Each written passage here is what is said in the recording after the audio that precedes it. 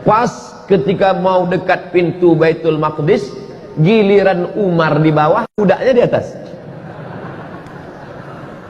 Tengoknya pakaian Umar biasa aja. Disangkanya Umar pakai baju kebesaran, pakai jubah sutra, pakai cincin emas, pakai naik kereta kencana, feodal. Umar tuh low profile. Tengoknya Umar. Yang mana Umar bin Khattab? Ini dia.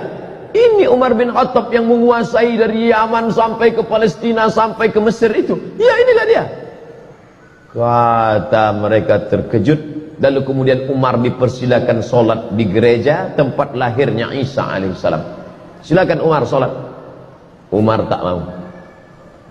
Solat dia di depan gereja. Ini gereja, solat dia di depan gereja.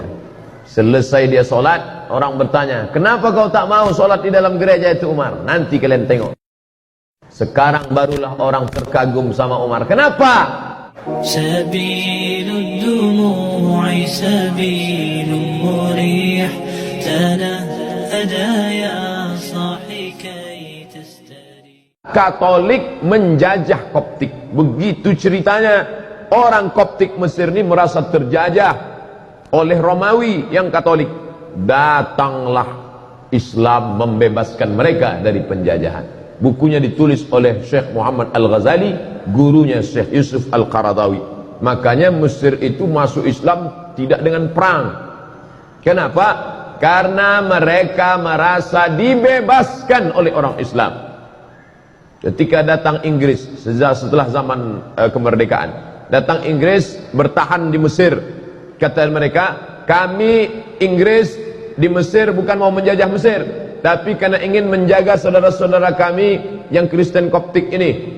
Naiklah paus Mesir. Mesir punya paus sendiri. Dia tak mau ikut paus Benedictus Franciscus yang menggantikan Benedictus, menggantikan paus Paulus. Begitu sanadnya ke atas. Yang sekarang ini Franciscus menggantikan Benedictus, menggantikan Paulus, sampailah ke atas. Kami di sini bukan menjajah Mesir, kata orang Inggris. Kami di sini bukan menjajah Mesir. Kami mau menjaga keamanan saudara-saudara kami supaya jangan sampai dibunuh oleh orang Islam yang teroris-teroris ini, katanya. Maka naik paus Koptik ke atas mimbar Al-Azhar. Naik dia ke atas, apa kata dia? Kalau keberadaan Inggris di sini untuk menjaga kami yang Kristen Koptik, biarlah kami mati di tangan saudara kami yang Islam ini, karena kami dulu pun dibebaskan oleh mereka. Pidato itu dicatat dengan tinta emas. Makanya Islam kalau dia kuat, dia besar, dia justru menjadi rahmat bagi semesta alam. Bayangkan berkelahi antara Koptik dengan Ortodok Koptik berkelahi dengan Katolik, justru yang menolongnya adalah umat Islam. Bukti bahwa Islam tidak menghabisi minoritas. Sampai hari ini gereja-gereja tetap tegak di Mesir. Gereja paling tua, gereja Saint Catherine, yang ada di bawah bukit Jabal Musa. Nabi Musa menerima wahyu naik ke atas. Di bawah itu ada satu gereja, gereja Saint Catherine. Saint perempuan suci, Catherine.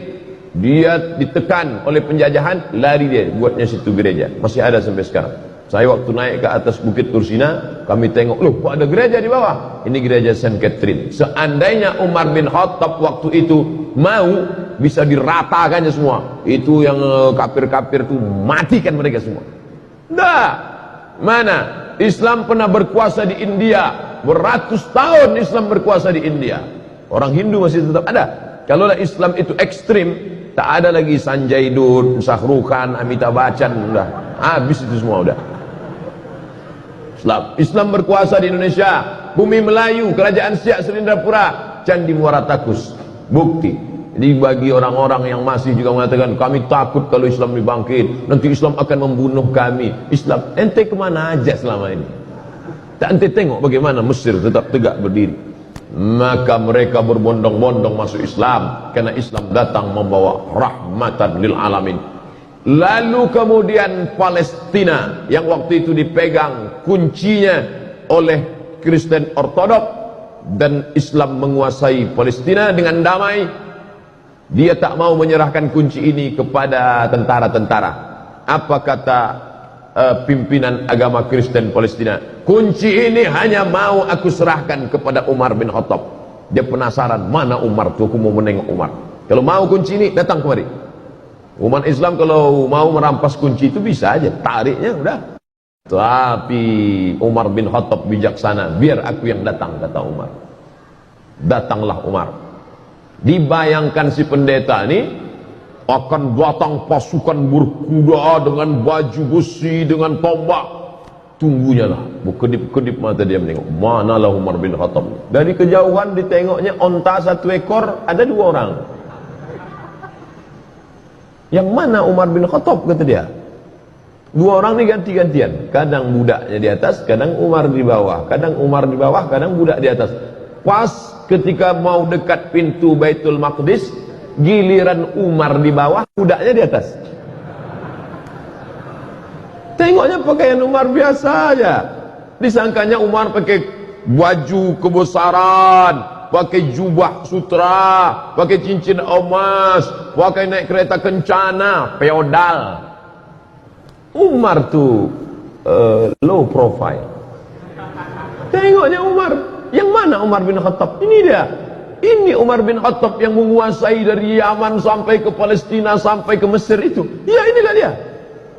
Kata mereka terkejut. Lalu kemudian Umar dipersilakan solat di gereja tempat lahirnya Isa alaihissalam. Silakan Umar solat. Umar tak mau.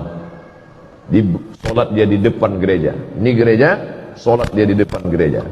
Selesai dia solat, orang bertanya, kenapa kau tak mau solat di dalam gereja itu Umar? Nanti kalian tengok. Sekarang barulah orang terkagum sama Umar. Kenapa? Bekas sujud Umar solat itu, itulah didirikan masjid sekarang, namanya Masjid Umar bin Khattab, berhadap-hadapan dengan katedral kelahiran Isa alaihissalam. Bayangkan kalau Umar bin Khattab solat di gereja itu, apa yang terjadi? Rata gereja itu jadi masjid. Tengok Umar bin Khattab bijaksana.